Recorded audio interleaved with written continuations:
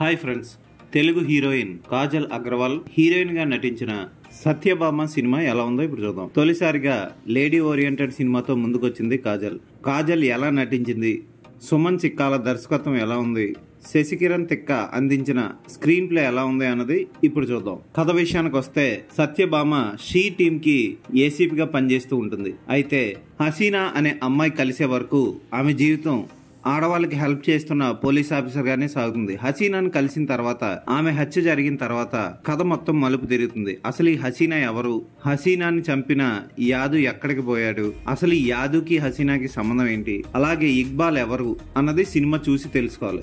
ఆడవాళ్ళ మీద జరిగే క్రైమ్స్ అన్నిటి మీద దర్శకుడు అలా టచ్ చేసుకుంటూ వెళ్ళిపోయాడు. ఒక పోలీస్ ఇన్వెస్టిగేషన్ సినిమా చూద్దామని వెళ్ళిన వాళ్ళకి చాలా సినిమాలు మిక్స్ చేసినట్లు అనిపిస్తుంది. ఈ సినిమా ఫస్ట్ హాఫ్ లో కథని కొంచెం స్లోగా స్టార్ట్ చేసిన మెల్లిమెల్లిగా హత్య కేసు రావడం, అక్కడి నుంచి కథ మలుపు తిరగడం, కథ కొంచెం స్పీడ్ గా స్టార్ట్ అయ్యి మళ్ళీ సెకండ్ హాఫ్ లో కొంచెం స్లో అయ్యి టెర్రరిజం ఇటువంటి టాపిక్స్ ని టచ్ చేసుకుంటూ పర్వాలేదు అనిపించే క్లైమాక్స్ తో ముగుస్తుంది.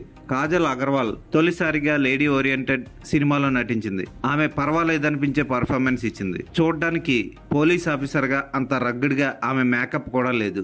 మేకప్ విషయంలో కొంచెం ఫెయిల్ అయ్యారని చెప్పొచ్చు. చూడడానికి స్మూత్ గా క్యూట్ గా ఉండే పోలీస్ ఆఫీసర్ గా అనిపిస్తుంది. కానీ యాక్షన్ సీన్స్ బాగానే చేసింది. బ్యాక్గ్రౌండ్ మ్యూజిక్ హైలైట్ ఈ సినిమాకి. ఉన్న 2 పాటలు ఓకే అనిపిస్తాయి. విష్ణు అందించిన ఫోటోగ్రఫీ కూడా చాలా రిచ్ గా అనిపిస్తుంది.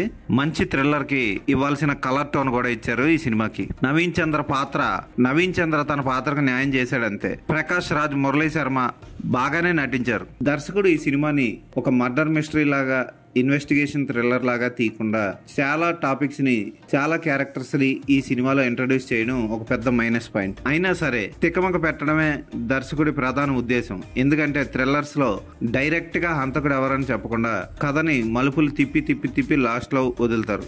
ఈ సినిమాలో కూడా క్లైమాక్స్ అలాగే ఉంటుంది, కానీ బాగుంటుంది, ఎమోషనల్ గా టచ్ చేస్తుంది. ఈ సినిమాకి నేను ఇచ్చే రేటింగ్ 3/5.